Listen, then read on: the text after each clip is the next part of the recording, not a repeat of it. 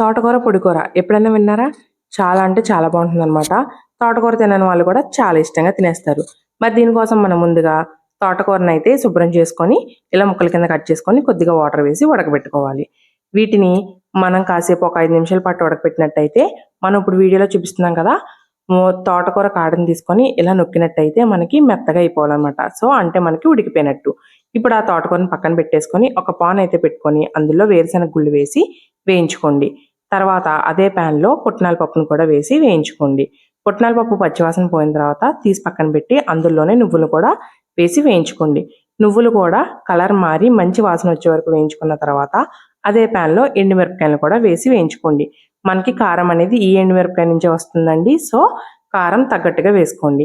ఇవన్నీ చల్లారేలోపు మనం ముందుగా ఉడకబెట్టి పక్కన పెట్టుకున్న తోటకూరని అయితే వాటర్ అంతా తీసేసి బాగా పిండి పక్కకి ప్లేట్లోకి తీసుకోండి. ఇలా నేను వీడియోలో చూపిస్తున్నట్టుగా పొడి పొడిగా చేసి పెట్టుకోండి. తర్వాత మనం వేయించుకున్న వేరుశనగ గుళ్ళు అవి ఉన్నాయి కదండి, అవి చల్లారుతాయి కాబట్టి వాటిని మిక్సీ చేసుకుందాం. అందులో వెల్లుల్లి, జీలకర్ర, ఉప్పు వేసి ఇలా మిక్సీ చేసుకోవాలి. తర్వాత కర్రీ కోసం మనం శనగపప్పు, మినపప్పు, ఆవాలు, జీలకర్ర, ఎండుమిర్చి, కరివేపాకు తాలింపు వేసుకోవాలి. ఈ తాలింపు బాగా వేగిన తర్వాత ఉల్లిపాయను కూడా వేసి అందులో ఉప్పు, పసుపు వేసి వేయించుకోండి.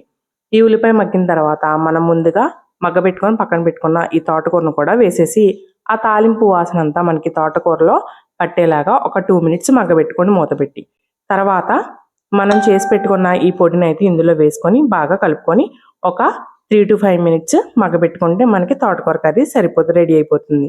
నేను పొడి కొంచెం ఎక్కువ చేసుకున్నాను అనమాట.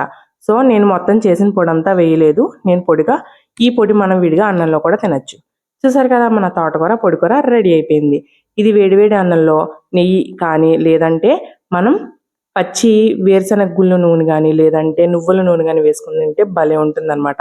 నేను ఇక్కడ నువ్వుల నూనె వేసుకొని తింటున్నాను. చాలా అంటే చాలా బాగుంటుంది. నాకు ఈ కర్రీ చాలా బాగా నచ్చింది అనమాట. నేను కూడా కొత్తగా ట్రై చేశాను. నాకు నచ్చింది కాబట్టి మీకు కూడా